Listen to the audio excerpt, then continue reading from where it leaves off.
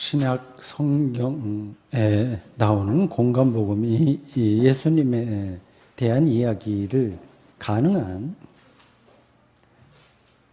객관적으로 서술하는 반면에 요한복음은 그 사실을 보도하는 데 그치지 않고 해석합니다. 요한복음 6장에는 요한복음의 이런 특징, 해석하는 특징이 가장 적나라하게 나옵니다. 오병이어가 공간복음에 다 나와요. 그 이야기를 요한복음도 전하는 것으로부터 6장이 시작합니다. 생선 2마리, 떡 5개로 5,000명 이상이 배불리 먹고도 남은 걸 모았더니 12광주리가 되었다는 이야기입니다. 요한복음은 이걸 그냥 있는 대로 서술하는 공간복음하고 달리 이 사실을 보도한 다음에 이를 주제로 예수님과 유대인 사이에 벌어진 논쟁을 길게 설명합니다.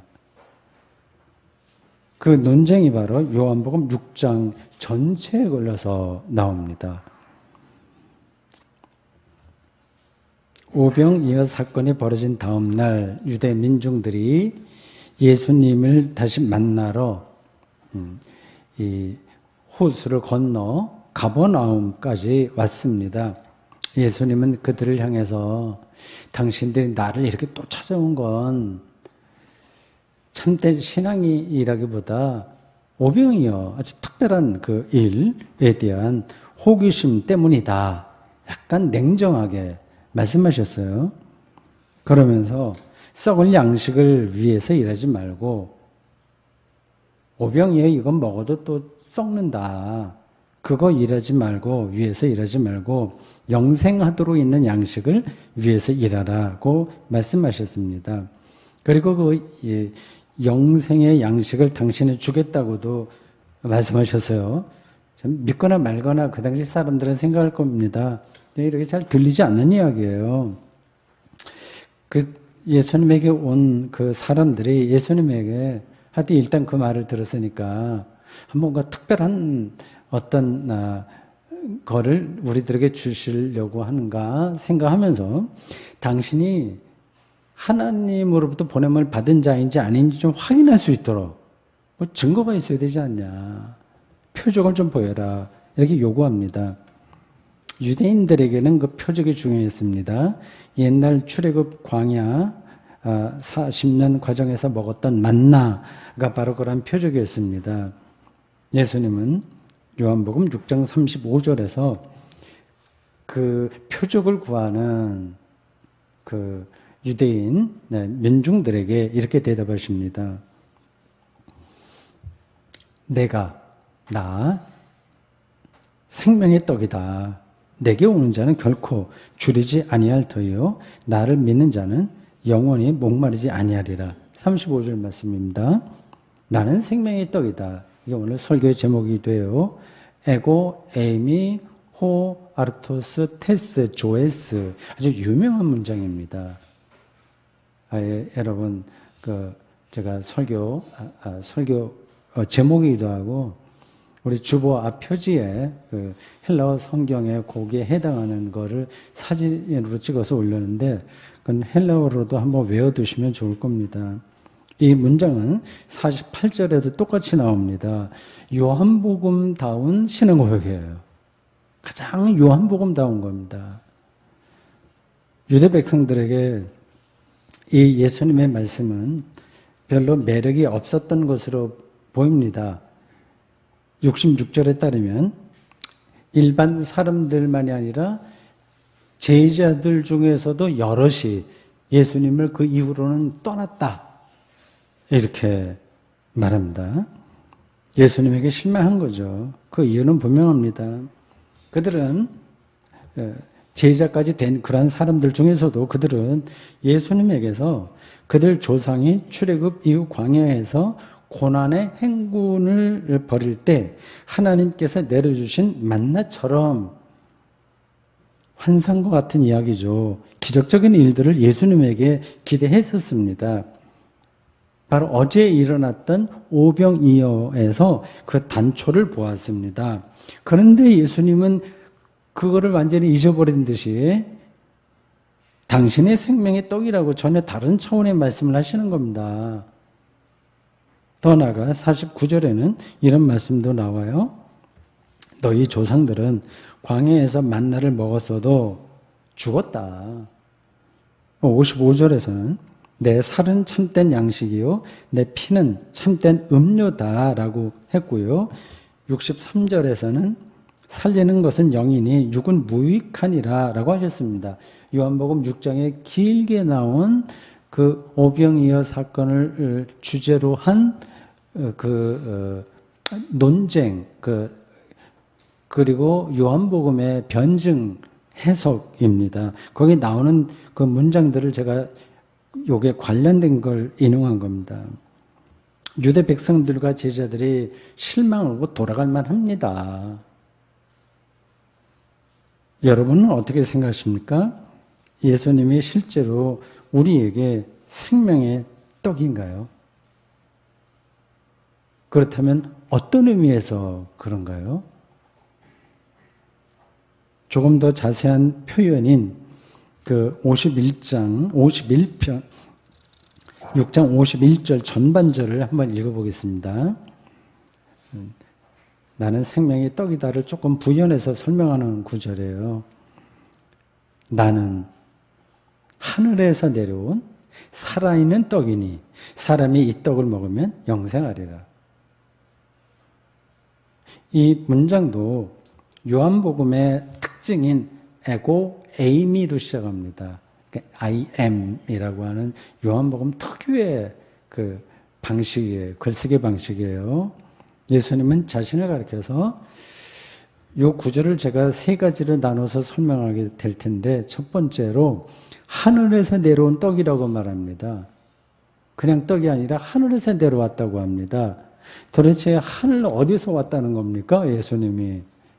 그 하늘에는 지금 우리 우주 물리학의 연구에 따르면 흑암 에너지와 흑암 물질만 가득합니다. 성경이 말하는 그 하늘은 이런 우주 공간 자체를 말하는 게 아닙니다. 물론 공간은 생각하죠. 그러나 그 자체를 말하는 게 아닙니다. 성경 시대의 그들에게 우주 공간은 생명의 비밀이 충만한 곳이었습니다. 거기에 물이 가득했다고 생각했어요. 우주 전체, 물. 그게 쏟아지는 겁니다. 비가 오는 거는. 온 우주가 다 물이 가득 찼다고 그 당시 사람들은 생각했습니다. 그러니까 생명이 숨어 있는 거예요. 거기서 생명이 내려오는 겁니다. 그러니까 하늘은 생명이 은폐되는 곳입니다. 그래서 그들은 하나님이 하늘에 계시다 이렇게 말할 수 있었습니다.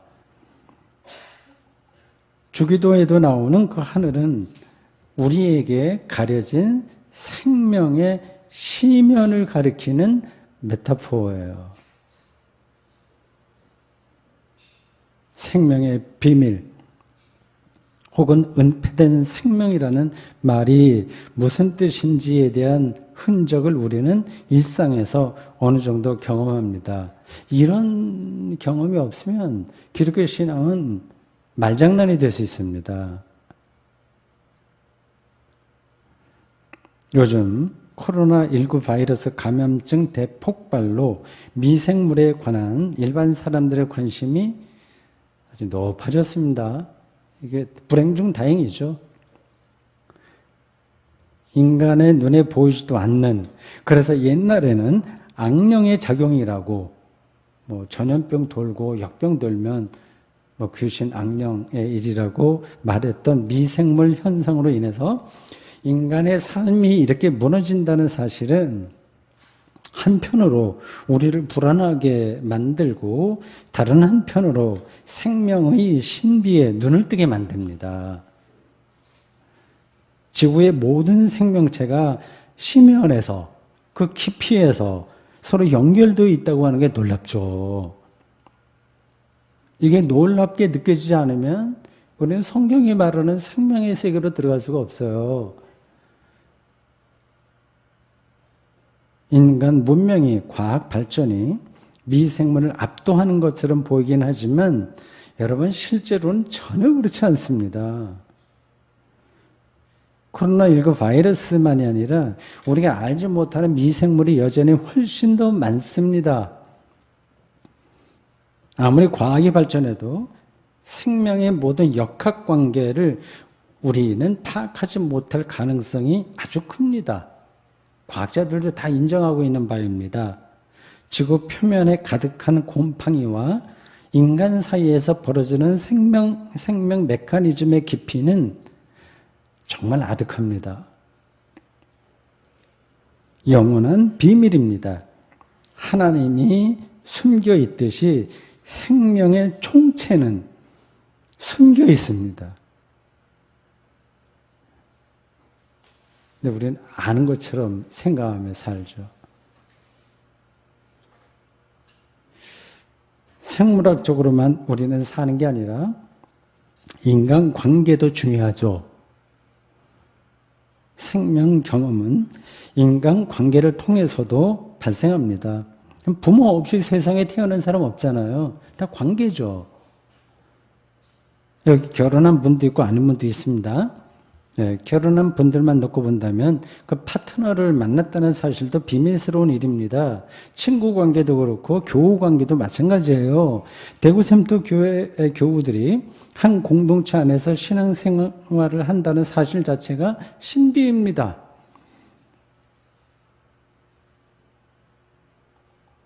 (20년) 전 여러분의 자리로 돌아간다면 20년 후인 지금을 상상할 수 없습니다. 인생살이에서 우리는 어떤 사람은 만나고 또 어떤 사람은 만나지 못하는데 그 이유가 뭘까요?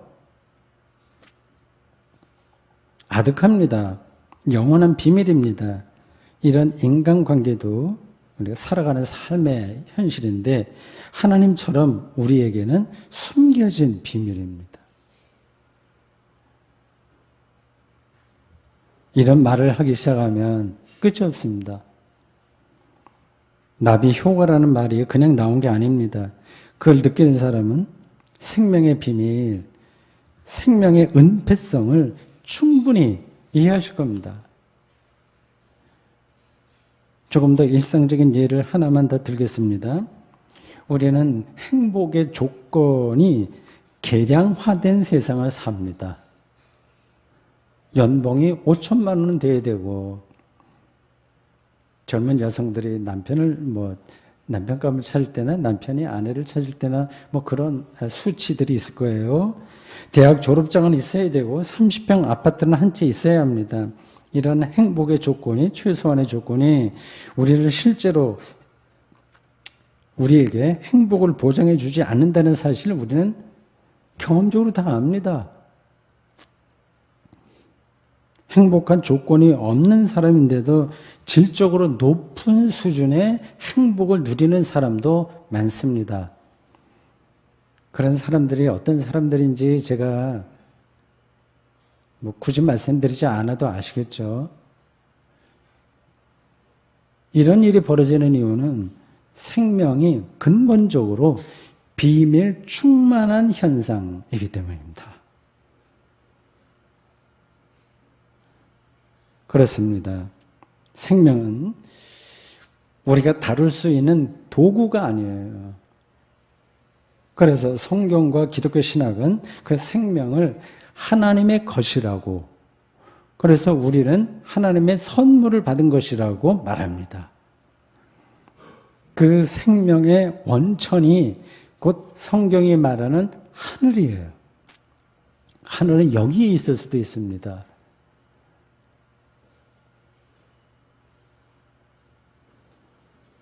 그래서 조금 더 이거를 더 적극적으로 표현하면 예수님만이 아니라 우리도 모두 하늘에서 온 사람들이라고 말할 수 있어요. 차이가 있다면 우리는 그 사실을 잘 모르거나 어렴풋이만 아는 반면에 예수님은 하나님 아버지를 보았다 말할 수 있을 정도로 그 사실을 영혼 충만하게 인식하고 경험했다는 사실입니다. 예수님에게 가까이 우리가 갈수록 우리는 우리가 하늘에서 내려온 자라는 사실 안으로 깊이 들어갈 수 있습니다. 이 사실보다 우리에게 더 중요한 것이 있을까요?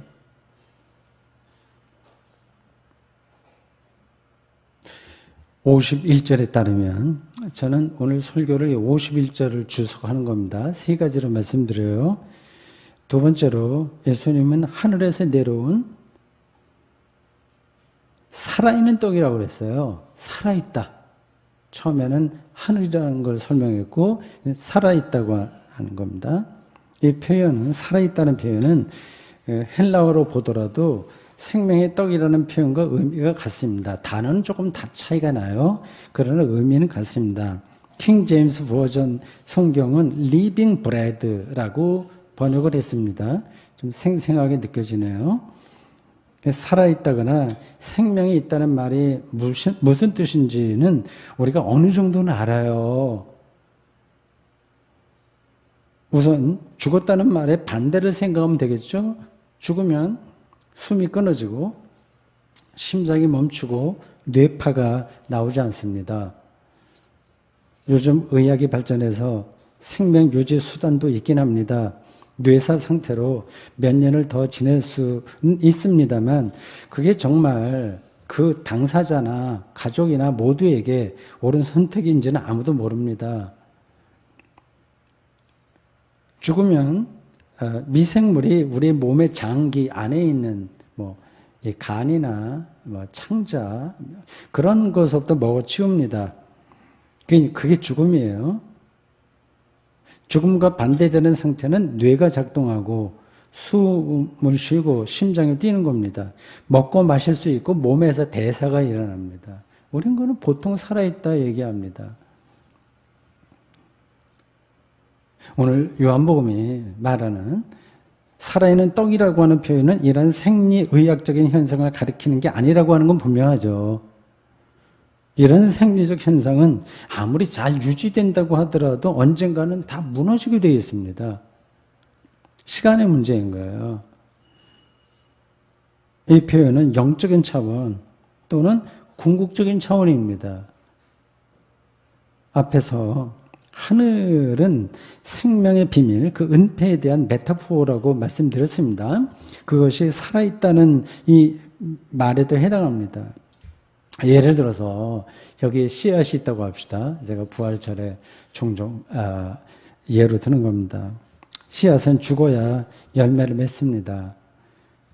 씨앗에게 죽음은 곧 생명입니다.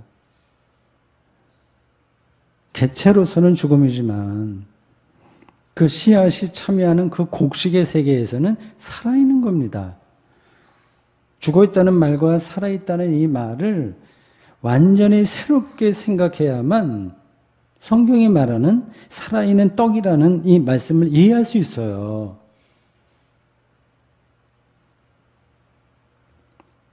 완전히 새롭게 생각한다는 말은 하나님과의 관계에서 생명을 받아들인다는 뜻입니다.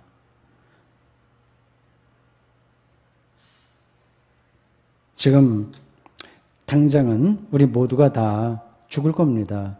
시간의 차이가 있을 뿐이죠. 누구는 좀 앞칸에 탔고 조금 뒷칸에 탔고 차이인데 다 갑니다.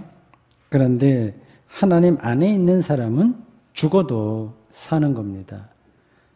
우리가 씨앗처럼 썩지만 썩음으로써 오히려 하나님의 생명에 참여하는 것과 같습니다. 이런 말들이 좀 실감나지 않을 수도 있습니다. 아니면 좀 뻔한 이야기다 이렇게 들을 수도 있습니다. 두 가지 이유에서 그렇습니다.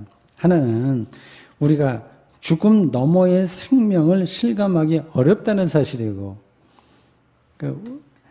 우리 머릿속에 그걸로 나가려고 하는 걸 막는 것들이 있어요. 실감하기 어렵다는 사실이고 다른 하나는 연관되는 건데 이게 더 중요한지 모르겠습니다. 우리가 세상에서 배운 초라한 아주 그리고 사람이 수치화한 생명 개념에 묶여서 산다는 겁니다. 우리는 가능한 대로 오래 살고 싶어 하죠. 배고프지 말아야 됩니다. 그리고 뭔가 늘 재밌어야 돼요. 이제 그걸 사는 거로 생각하는 겁니다. 뭐, 그건 나쁜 건 아니에요. 그게 우리의 한계이기도 하고 현실이기도 합니다.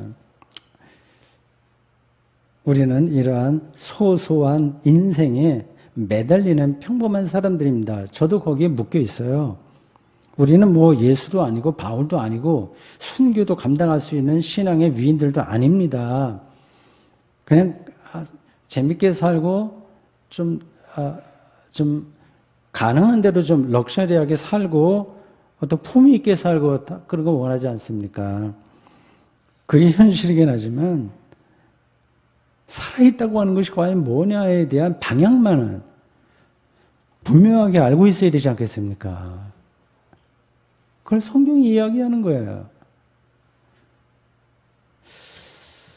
이걸 어떻게 설명을 해야 될까? 뭐 이틀 동안 설교 준비를 하다가 제가 거의 평생 동안 거의 유일한 취미 생활로 했던 테니스를 예로 들어야 되겠다 생각했습니다. 이게 맞는 말인지 아닌지 여러분들이 판단해 보십시오. 골프 좋아하는 분들은 그걸 바꿔도 됩니다. 테니스장에 가면 일단 편을 나누어서 시합합니다. 이기고 싶어 해요. 자기 실력을 뽐내고 싶어 합니다. 저도 그래요. 공이 저 선에 물렸는지 안 물렸는지 그 작은 문제로 옥신각신합니다. 우리가 일상에서 인정받고 싶어하는 태도가 테니스장에서도 그대로 나타납니다. 그렇게 자기의 테니스 실력이 인정받아야만 그 사람의 테니스가 살아있는 게 아니에요. 테니스 라켓으로 볼을 칠 때 그 느낌을 몸 전체로 느낄 때 그게 살아있는 겁니다. 그런 느낌에 집중하는 사람은 시합에 이겼는지 졌는지 아무 상관이 없습니다. 그게 본질이기 때문에. 근데 그게 쉽지는 않습니다. 그쪽으로 가기가. 이게 좀 속으로 찔리는 분들도 있을 겁니다.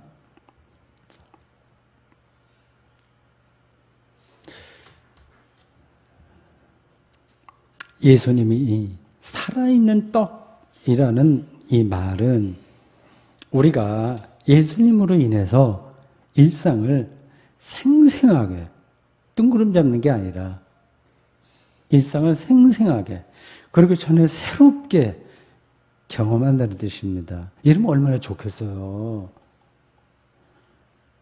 그게 하나님 경험의 본질이기도 합니다. 여름 무더위도 생생하게 가능하죠? 짜증나는 게 아니라 생생하게 그리고 새롭게 느낍니다. 모든 순간이 하나님의 생명으로 충만해지는 겁니다.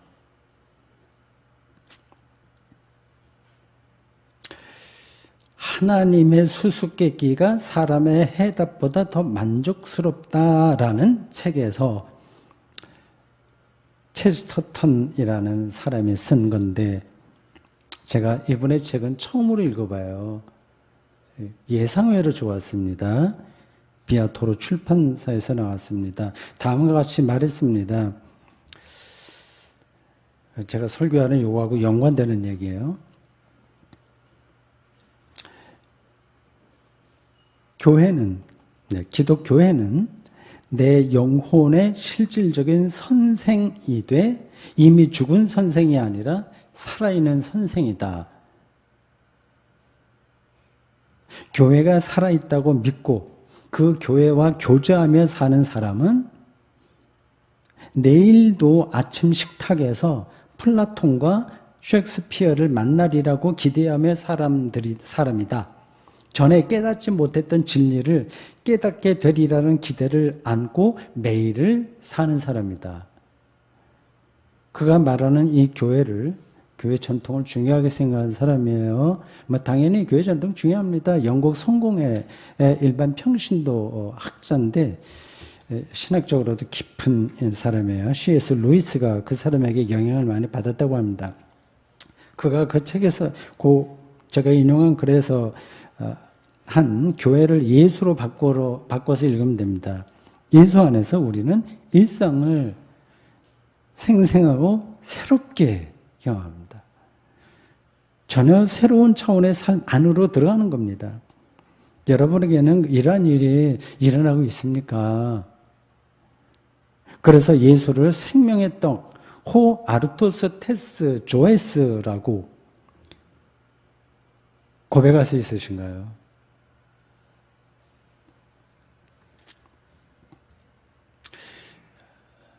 세 번째 이야기입니다.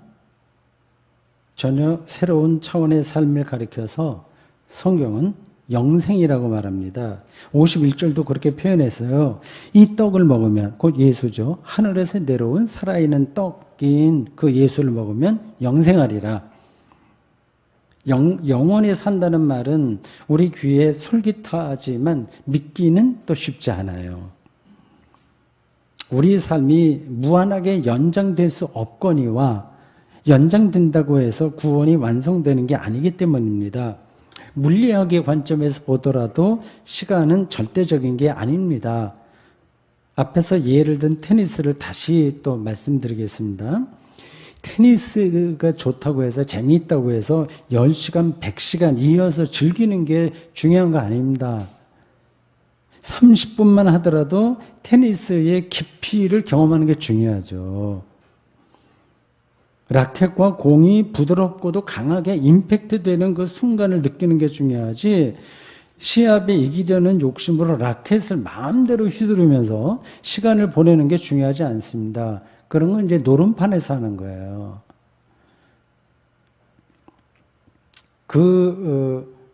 라켓과 공에 임팩트 되는 순간을 느끼는 것이 바로 테니스에서 그게 영생입니다.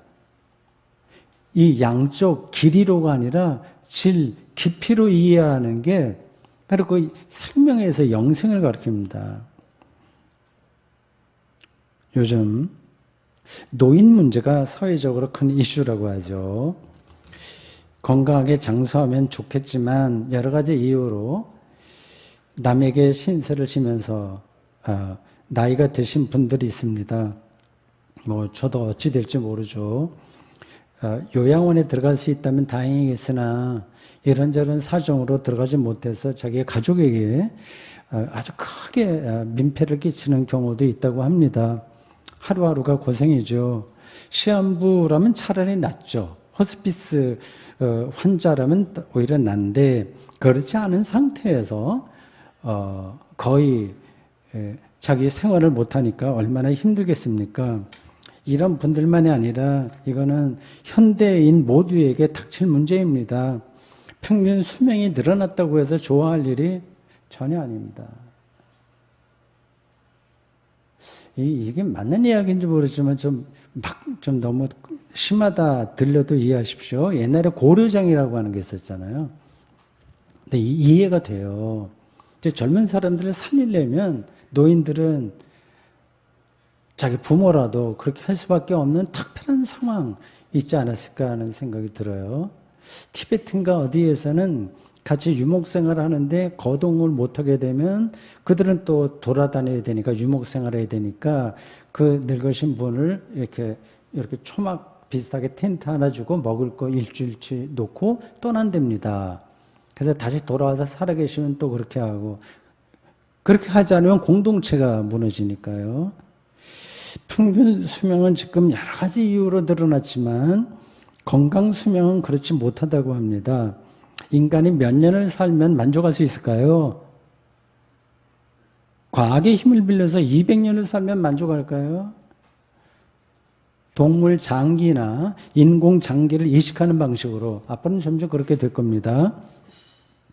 1000년을 산다면 만족할까요? 다시 질문합니다. 성경이 말하는 영생은 무엇일까요?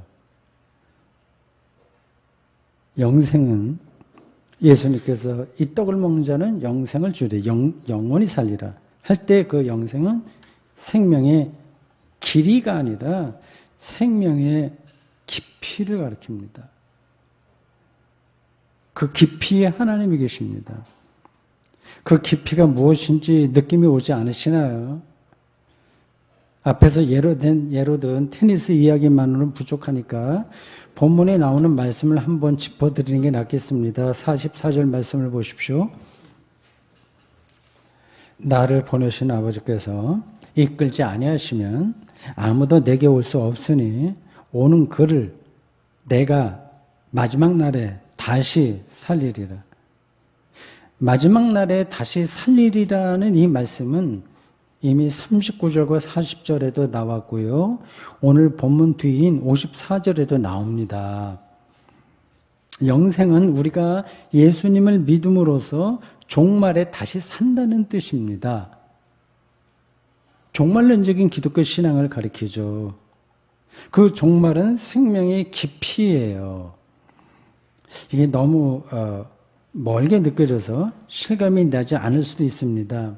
제가 여기서 더 알아듣게 쉽게 설명할 자신도 없습니다. 제가 더 아는 것도 없습니다. 여기서 우리에게 필요한 건 믿음이에요. 어느 한계까지는 설명하지만, 논리적으로 생각하지만 그 이상은 믿음이 필요합니다. 예수 그리스도가 이미 그 종말 생명으로 부활하신 분이기에 그를 믿는 자는 종말에 새로운 생명으로 다시 산다는 사실에 대한 믿음입니다. 어떤 사람들은 그런 믿음, 그런 것들은 좀 과학적이지 않아, 객관적이지 않아, 그러니까 확실성이 떨어진다고 말합니다. 여러분, 그렇지 않습니다. 궁극적인 사건은 다 믿음에 속하는 겁니다. 과학도 궁극적인 게 아니에요. 우주의 시초가 무엇이며 마지막이 무엇인지는 아무도 실증적인 방식으로 답을 찾지도 못하고 얻지도 못합니다. 이미 인과 유를 떠난 양자역학의 이 시대에 그 실증적인 패러다임, 사고방식, 그거는 어느 한계 안에서만 유효하지 모든 근원을 다 말할 수 있는 근거가 되지 못합니다. 우리는 그 궁극적인 것에 대해서 희망하고 믿을 수 있을 뿐입니다. 엄청난 힘입니다. 그렇게 희망해 보셨나요?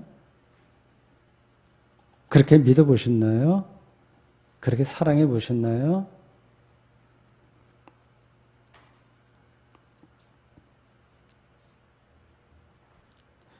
히브리서 11장 1절이 그렇게 말합니다. 믿음은 바라는 것들의 실상이요, 보이지 않는 것들의 증거다.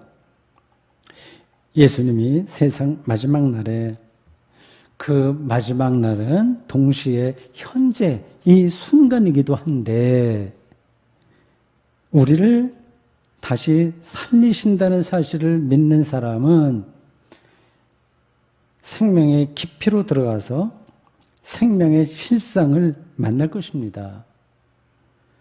예수님이 바로 호 아르테스, 테스, 조에스, 즉 생명의 떡이기 때문입니다.